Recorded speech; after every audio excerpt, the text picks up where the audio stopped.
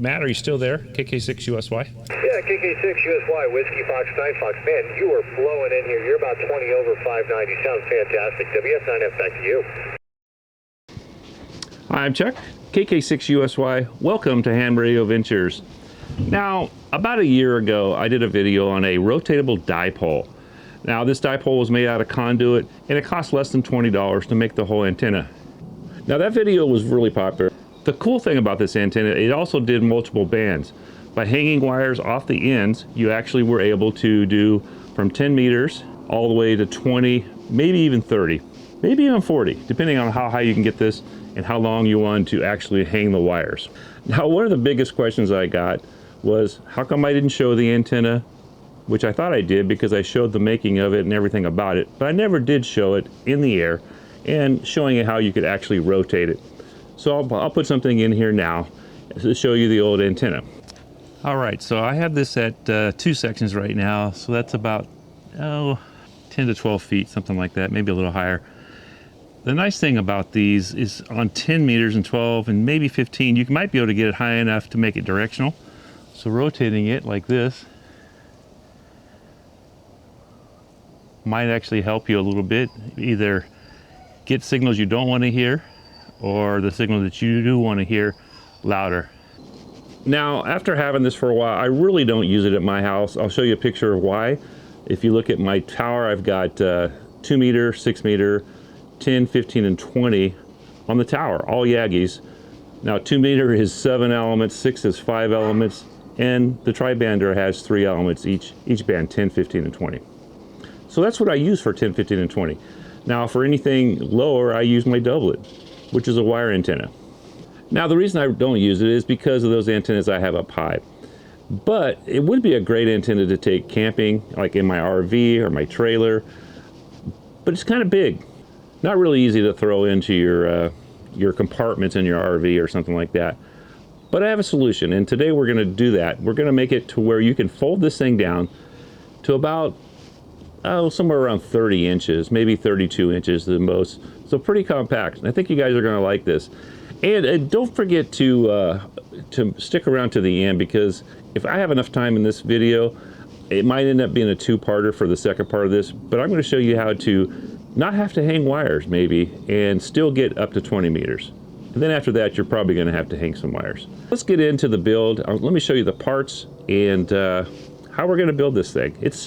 There is one part that's a little hard, not too difficult, but anybody that has built anything that's of any complexity, if you guys have done IKEA, you can do this. So let's get started. All right, so right here we have just it's a 1-inch T for 1-inch PVC, schedule 40. Schedule 40 should be strong enough for this.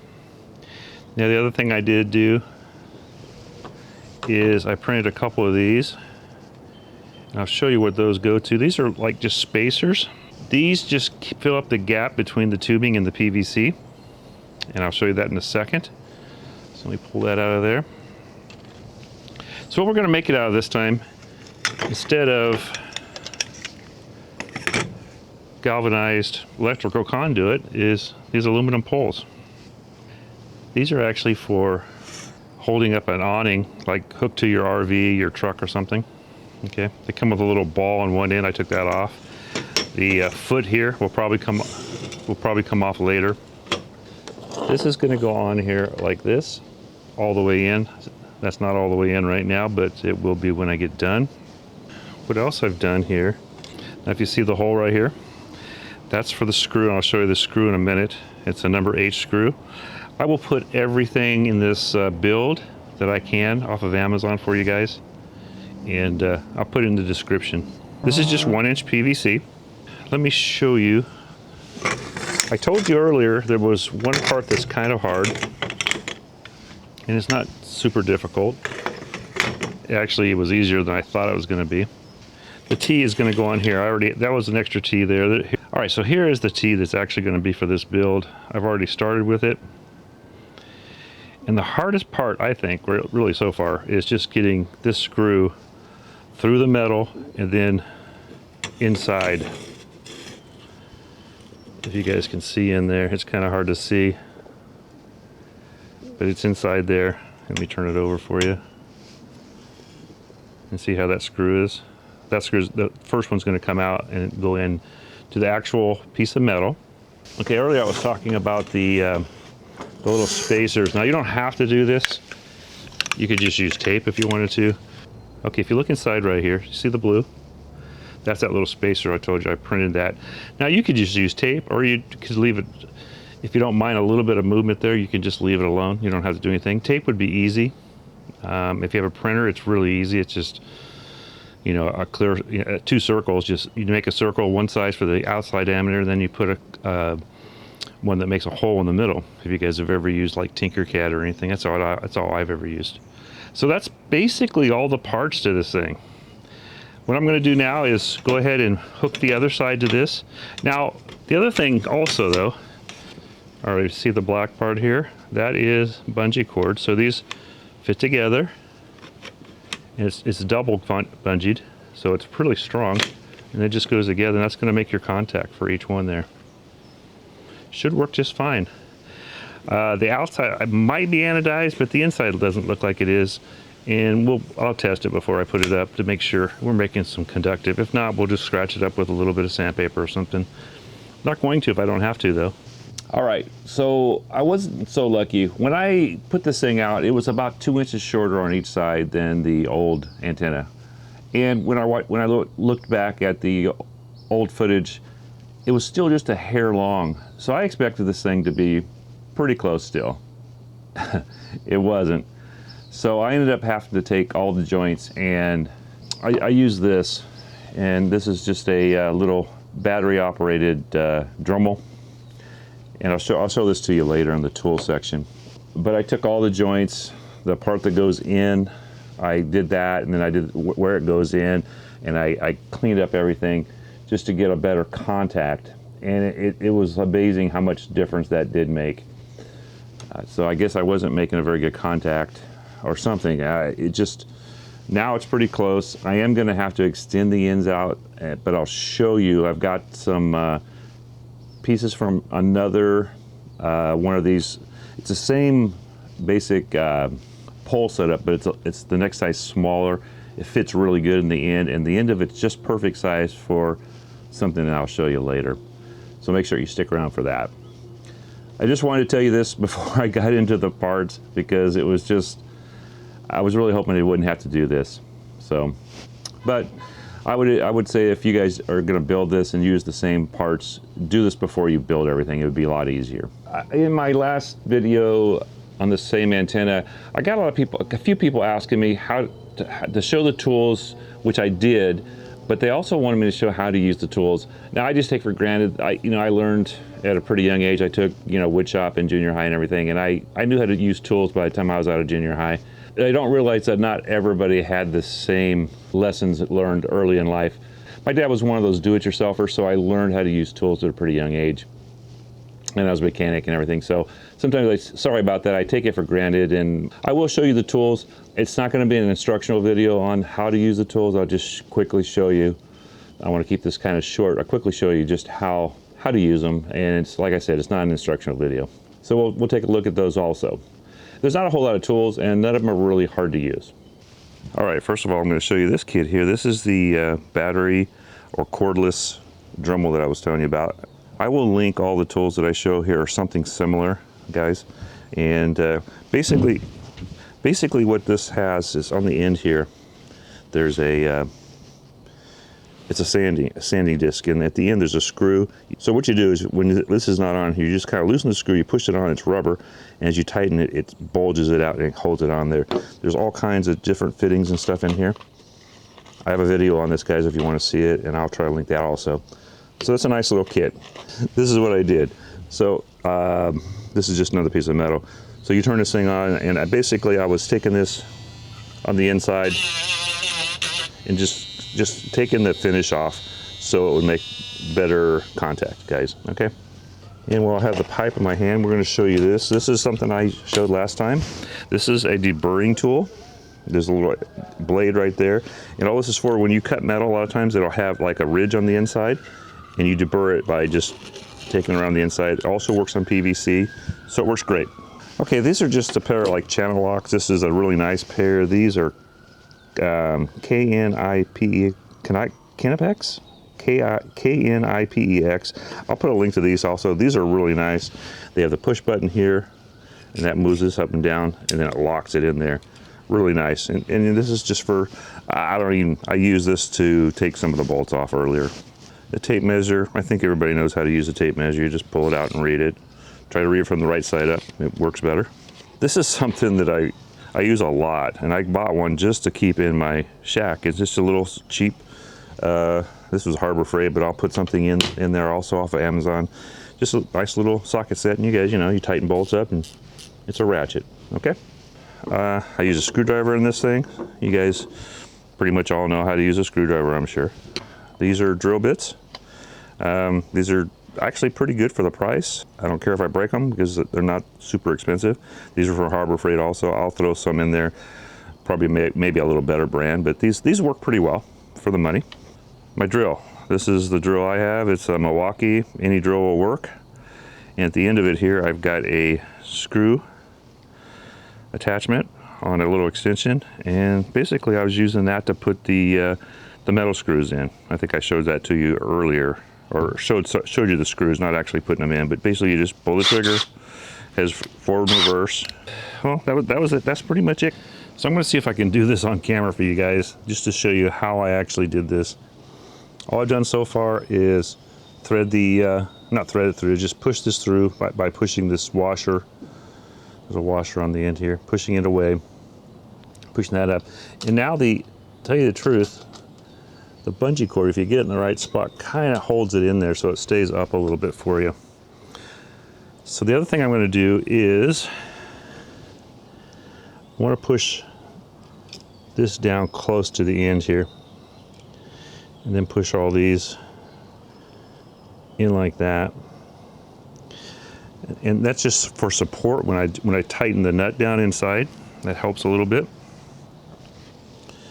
So now it's going to be hard for you guys to see, but I'm just going to try and line the hole up. So I'm going to push this down a little bit, and then I'm just going in pretty much where the hole looks like I'm lined up with the hole.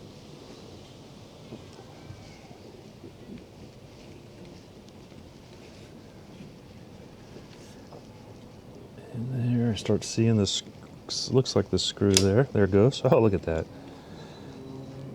And then what I did yesterday is I just tapped it down a little bit. There it goes. Ah, it was in there. Hang on. Put my finger against it. Hopefully we're still in focus there. Once I get this on there, then it won't fall down too far.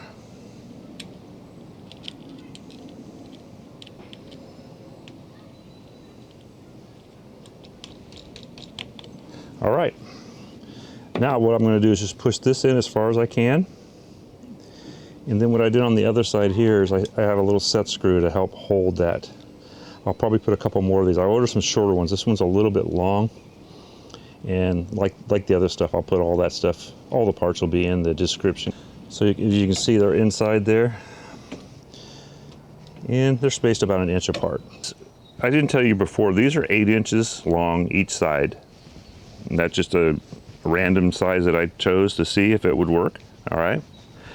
I did put 4 screws at each end just to hold everything in. They're just pressed in. I didn't want to glue them because if I have to take it apart, I want to be able to take it apart. I put a piece of 1 inch inside here underneath. This is I think this is 1.5 inches. Fits perfect over the top of the pole that I have. And if you look at the bottom here, there's a hole here. When this thing comes down, it ends somewhere around here, the inside piece. That lines up perfect with the hole. That's how I did it. Super easy, way faster than using the clamps like I used on the old antenna. All right, I just wanted to show you that. Remember, these are 8 inches. Somebody's going to ask. This thing's about, let's see. Let's show how to use the tape measure. So 4.5 inches is all I did, and that just happened to work out for what I needed, what I already had built on my mast. All right, so the mast I'm using it's a flagpole from Amazon. I will link that also down in the description. I think it's a 25 or a 30 footer. I don't remember which. They make 20, 25, and I think they make 30s. Now what it does, this one was like a fiberglass mast where you put it up, you twist it, and it locks. I didn't always trust that. So what I did do is I have these little, let me show them to you up close. These little pins, they go over and lock, and I drilled holes. So what I will do, and this is the plate, I put this up here special for stuff that I do. This is the pin right here that pins the top on. If I remember, I told you that the top of the antenna goes on and it pins through here like this, okay? So basically you'll lift this up, find the hole, take a pin in and put it in there. Works really well, way safer than trusting when it was brand new, the twisting part worked pretty good. Now it's not quite as good as it used to be, but that's what I use. Like I said, I'll link it in the description. So right now I just have it in an umbrella holder. This is a pretty nice one because it's pretty heavy. You have guy lines, if you saw up on top there, so I can guy it also. So there it is, all up. It works just fine the way I did, like I was showing you guys. I did fix a little piece at the bottom there so it just slips over the top of the mast and then pins in right at the bottom of the white part. It's all PVC. And it's just a little short right now, but that's good because I want to add a piece to the end anyhow. And at the end, what I'm going to do is add a 3/8 24 nut to each end so I can add some whips to it. And I'll make it long enough to where that it's good for 10, and then from then on it should go hopefully to 20, but it should, for sure it'll do 12, 15, 17 for sure. Now I do read pretty much all the comments when I get comments, especially when the video is fairly new. But one from, and I'm going to read this because I don't want to get his call sign. For his comment it's at N3LJS399. Now he had a really good comment. I'm going to post that here for you guys. I captured it and posted it for you. And basically he said, why don't you cap the ends with a nut for 3/8 24 and use extendable whips? Well, guess what? We're going to do that. I didn't cap the ends. The piece that I added to the end to get the extra length, I was actually able to just shave down the corners on the hex nut and then basically just press it into the end of the pipe. And I'll show that to you here in a picture. So yeah, I'm hoping this works really well. I haven't tried it yet. So at this point, I've got it all ready to go, just haven't put it together yet. All right, so this is the end of the pole here, the antenna. And this is the bungee cord on the end here. So I need to lengthen this a little bit. Now what I have to lengthen this with is, this is the same thing, only the next size down. This piece fits pretty tight into here. I will take and the little Dremel and rough it up a little bit so it gets better contact. Now in the end of this, I did put a 3/8 24. This is kind of like you see on a CB antenna, the tall nut. It's about 1 inch long, 1.5 inches, something like that. And all I did was shave the edges, the corners of the bolt, the 6 sides, and then just press it into here. Press it in with a hammer, with a big sledgehammer, really carefully, not to mess up the threads. Okay, and that's going to go in the end. I bought these about a little over a year ago now to do this project. These are from Wolf River Coils. It was the best price I could find. They're about the same length as the antenna right now, so I'm hoping to get 20. I may have to add just a little bit of wire to the end, but no wire probably, okay? And I may make this part to where if I need to move it in, I may leave it long and just shove it all the way in, and that way, and it's gonna go this direction, right? So right now, the plan is to put it in somewhere around there. I think should be pretty close. But then I can adjust it in and out if I leave it long. I don't really want to cut it. All right, just wanted to show you guys all that. Now this is what I have now. What I'm going to end up doing is slotting, like cutting this down the sides twice, like in a T. And I'm going to take a hose clamp, and the hose clamp will take and clamp that down very common to done on Yagis and stuff like that. But then this piece is adjustable. Right now I have it marked to where it'll go into about here. I needed to get the bungee cord away from the end out here. So what I did do, I'm going to move the camera for you. So what I did do is add this, and this is going to function two things. Basically the bungee cord was two layers, so you had two bungee cords in there. Now it's knotted and goes around this bolt. This is an eye bolt. This eye bolt also is going to help in the center of the antenna. I can put a little pipe up higher than the antenna, and then run a piece of paracord or something down here to help strengthen this, to keep it from bending down. Also something very common done on Yagis. So that's how this is going to work. Kind of hard to see, but this is where the joint was, where I put the 3H24 nut, and it sets in here, right? This is the extendable whip from Wolf River Coils. Now I got it from Wolf River Coils because that was the best price I could find on them. Those things are really expensive everywhere else. Perfectly fine for what we're doing. So basically that will extend out from there.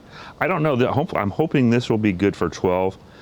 If not, I may have to push it in a little bit. This has been a pretty long project here. I've probably got 15 hours, give or take a few. If you were to build this yourself, it'd probably take you 1 to 2 hours depending on your skill levels.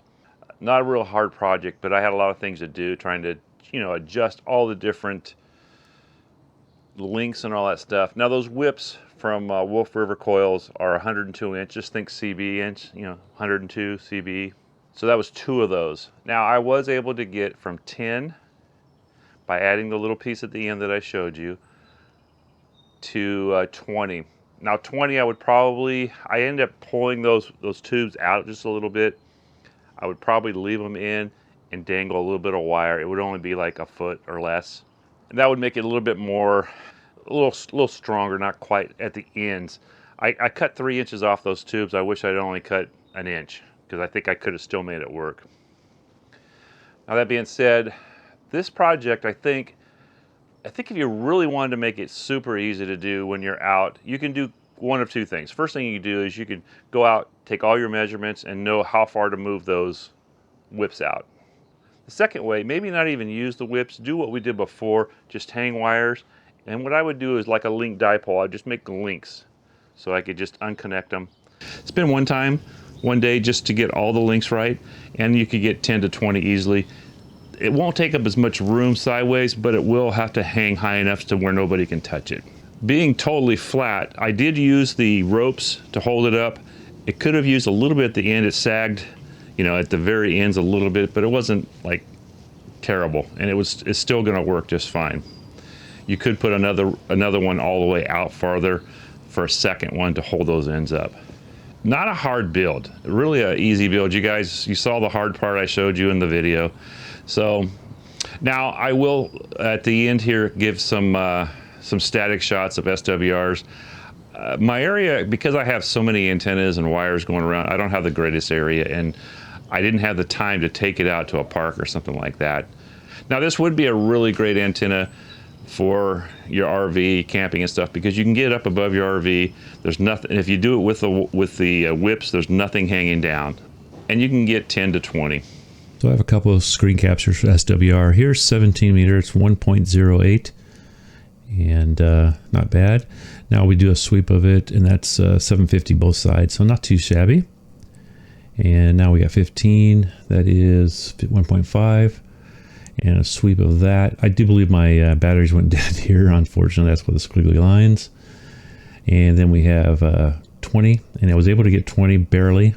I probably would hang a wire from it, and there's the sweep for it. It's a little short. There's 12 meter, and then sweep for 12 meter also. So not too bad. It worked pretty well. And 10 was actually also good too. All right, I hope this video was of value to some of you out there. This is a really great antenna for like new hams. When you're a new ham, there's a lot of costs involved. You have to buy a radio. You'll have to have some kind of a mast. You can make that yourself. Even if you only get this thing up 10, 15 feet, it's gonna work. Now, that video got over 35,000 views and lots of comments, and it seemed like a bunch of people actually told me that they were gonna make that antenna. And like I said, if you're looking for something just at home, use the conduit. It's way cheaper. Now that's provided prices, you know, that prices on stuff always change, and right now they fluctuate a lot, so just keep an eye out. But that was 1/2 inch conduit, the softer conduit that you can bend, the light duty stuff. And it makes a decent intent. And like I said, if you take and you dress up the edges of anything that you cut or drill, it should last quite a while. So if this video was helpful to you and you do like content like this, think about subscribing if you haven't subscribed already. And you do that by hitting the subscribe button, hit the bell, hit all. That way you'll get all my future videos. I'm Chuck, KK6USY.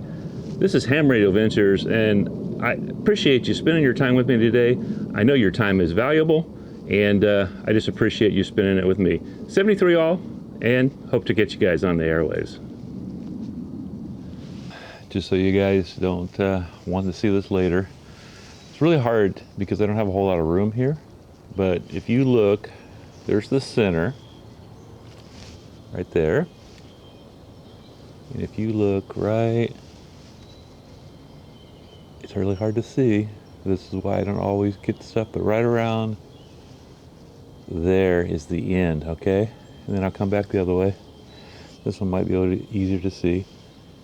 And then if you look right around there is the end, I think. Really hard to see, really hard to photograph antennas, guys. And that's why they don't get in the video sometimes. But there you go.